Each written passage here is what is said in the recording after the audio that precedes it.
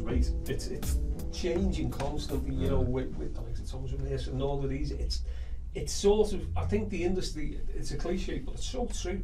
The industry and writers, we're struggling to keep up with the way it's constantly changing. It's mutating. Ah, I mean, it's completely unpredictable. Absolutely.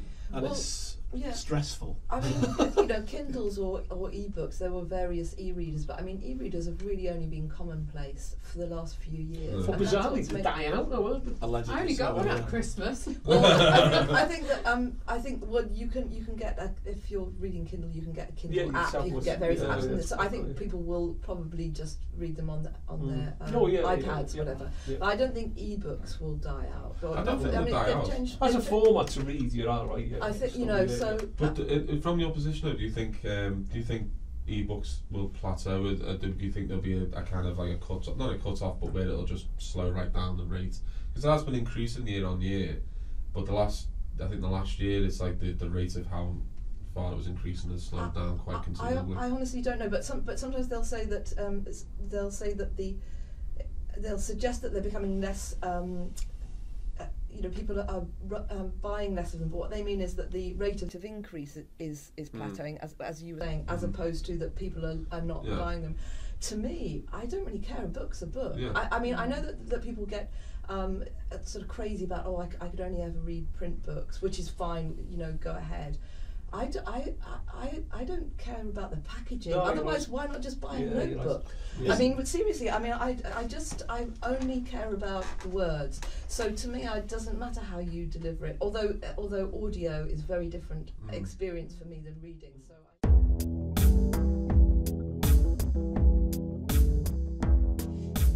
I played like devil's advocate here, but it's called the publishing industry. And that's what it is. You're there to make money. You're there. That's what we're there for. Now, whether or not artistically, you know, whether or not artistically or individually, I had this conversation with my agent and said, well, you know, it's just a commodity, isn't it? And he's like, no, it's not just a commodity. If people wanted to make lots of money really quickly, they'd sell crisps. They would make a market crisp because lots more people enjoy crisps a hell of a lot more than literature. So it's so much more than just about making money. I had a cousin who once was marooned in London one day and he couldn't afford the train fare home. So what he did was he went to some kind of second-hand bits and pieces shop on Tottenham Court Road and bought a box of light bulbs and then sold them all around Piccadilly Circus. Wow. For a bit more than he bought, and he could afford a train ticket home that evening. That's a idea. That's a family legend. But I guess if you were completely sort of cold and just wanted to make a profit, and if you were really hard-faced, you could do something like that. I think individually, I think if you talk to the industry on an individual level, when you go to, you know, if you talk to my editor, brilliant, you know, and if you talk to him, he's in it for the, you know, for the best book he can put out. Yeah. Whereas, but when he goes to a management meeting, I mean, I was in New York last year, where you go to HarperCollins Towers, and you suddenly realise that art hasn't bought that. No. Do you know what I mean? We're part of an industry, and all you can try and do, like personally, all you can try and do is try to be as, I'm going to say, it sounds really trite and horrible, I'm going to say this, but you can only just try to be as true to yourself as sort of.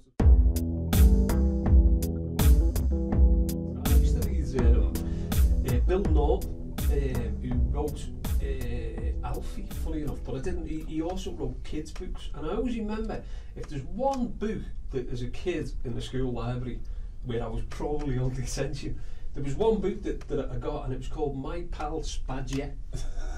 Spadgia, and what it was like written about Oldham in the 30s. And I'm not that old that I couldn't relate to Oldham in the 30s, but it was written about that.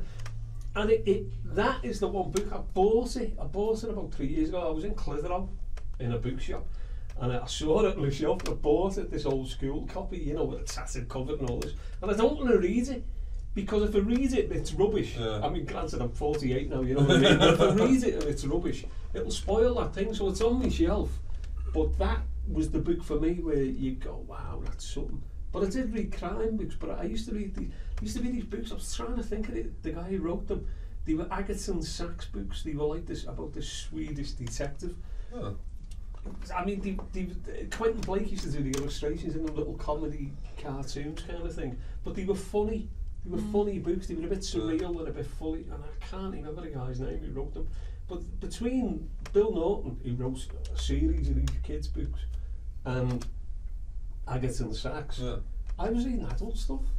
Well, I mean, that's what I mean. Like when I got to like 11, I was because I was determined. My dad used to have this. Sorry, I also used to read Mayfair. But when I was finding a privet edge on the way home. On a High rubbish dump at the end of the You road. never see that anyway. That doesn't happen anymore. No, does it? Like, you know, used to be All in like, the woods. we found this page. People dump from hard drives in the woods Yeah. now. It's like, why did you just Jogging go on in your the phone? I woods. found this page.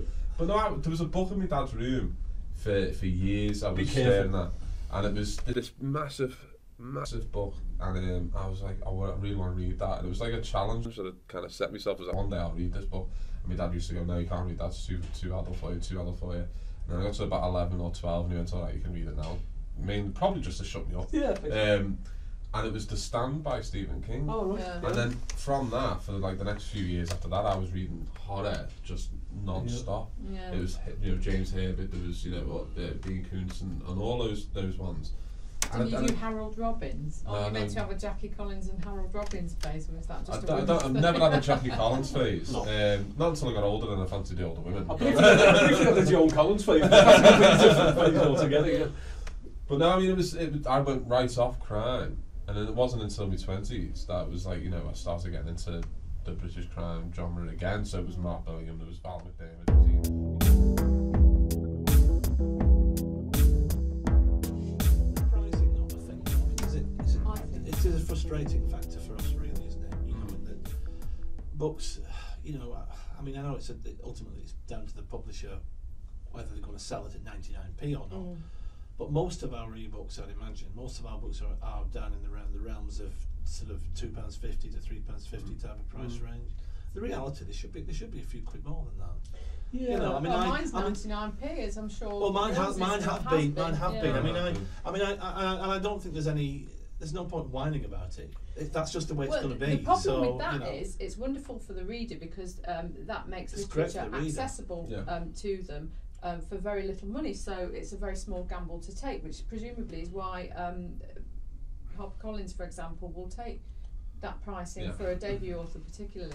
But for people like us, we've got to shift enormous volume to make any well, money that's at the all. worry. That's the worry. It is a living. And at the end that's of a the day, big yeah. issue at the moment in the trade press, is that authors' income is being squeezed so much that what incentive is left apart from the love of words to become an author, because the money is often not there. I know HarperCollins, we've had meetings about this where they will say it's what you're doing is building an audience. You know, Yeah. you've got Well, that is true, yeah. But I do look at when you see established authors who are still selling books for 99 pence, you go, hang on a minute, you know what I mean? You've got your audience, you've earned that extra, you know, $10. It's got to be a whatever. numbers Yeah. game, hasn't it? Yeah. I mean, I suppose you could also, well, you know, if it's priced at 99p, maybe you still may make as much as if it was $8.99 because lots more people are going to buy it. So Yeah. you never know.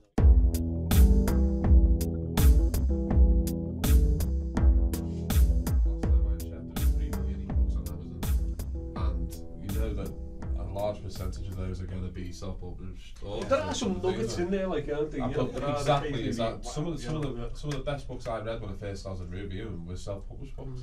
It's You know, they made- were brilliant, but it's- they just didn't fit into a certain. It's made me careful with when I buy a book off Amazon now. I kind of run every kind of check I can on the author of the book before I fork out now, because I think when the first time I ever got on Amazon, this was quite a few years ago, so I would imagine quite a lot's changed anyway.